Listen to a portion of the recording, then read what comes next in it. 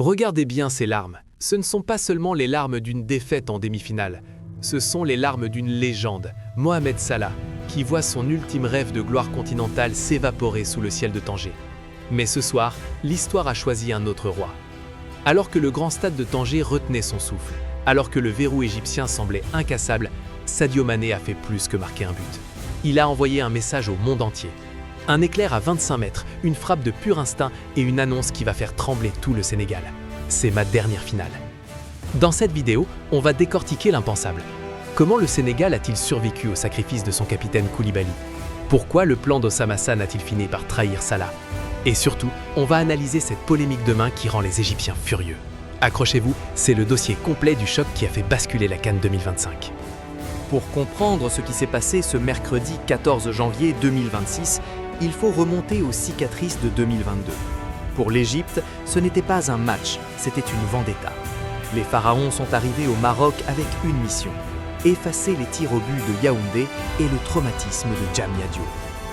Pape Thiaw, le sélectionneur des Lions, avait prévenu: un homme averti en vaut deux. Il savait que l'Égypte ne viendrait pas pour jouer, mais pour cadenasser. Et dès le coup d'envoi, le décor est planté. Possession stérile pour le Sénégal, bloc bas compact pour les hommes de Osama Hassan.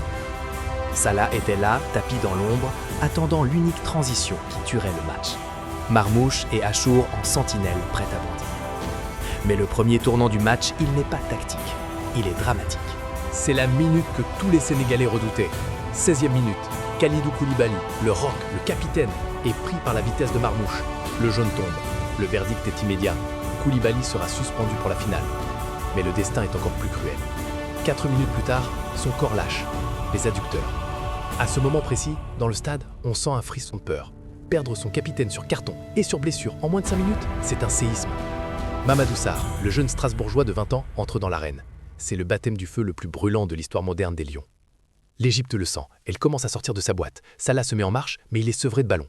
Les stats sont hallucinantes. 70% de possession pour le Sénégal en première période, mais 0 tir cadré pour l'Égypte. C'est un match d'échecs où chaque pion est une jambe brisée.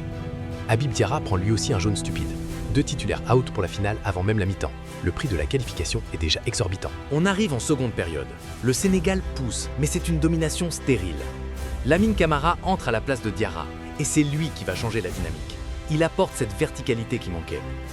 L'Égypte, fidèle à son ADN, espère les prolongations. Ils n'ont pas tiré au but avant la 85e minute. C'est une stratégie suicidaire quand en face, vous avez un numéro 10 qui joue sa propre légende. 78e minute. Notez bien ce moment. Lamine Camara tente une frappe désespérée. Elle est contrée. Le ballon flotte. Il semble appartenir à personne. Et là, l'instinct. Sadio Mané n'attend pas. Il ne réfléchit pas. Contrôle poitrine, enchaînement pied droit à 25 mètres. La balle rase la pelouse de Tanger. Elle évite une forêt de jambes et finit sa course dans le petit filet d'un El Shenaoui totalement pétrifié. C'est l'explosion. Mais écoutez bien la polémique. Les Égyptiens hurlent à la main. Le banc de Osama Hassan devient fou. Ils prétendent que le ballon a touché le bras de Mané sur le contrôle. La VAR check. Le but est validé. Pourquoi? Parce qu'en 2026, les nouvelles directives sur les mains accidentelles lors de la phase de préparation immédiate d'un but ont évolué.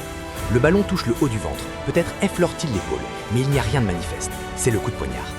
Au coup de sifflet final, la joie est mêlée de larmes. Le Sénégal est en finale pour la 3e fois en 4 éditions. Une régularité effrayante. Mais c'est en zone mixte que le vrai séisme se produit. Sadio Mané, au micro, lâche cette phrase. Je serai très honoré de jouer ma dernière finale de Coupe d'Afrique. 33 ans, 11 buts et 9 passes décisives dans l'histoire de la CAN. Le meilleur joueur africain de sa génération annonce sa fin de cycle. C'est un choc national. Comment imaginer le Sénégal sans Mané? Mais avant l'adieu, il y a une mission.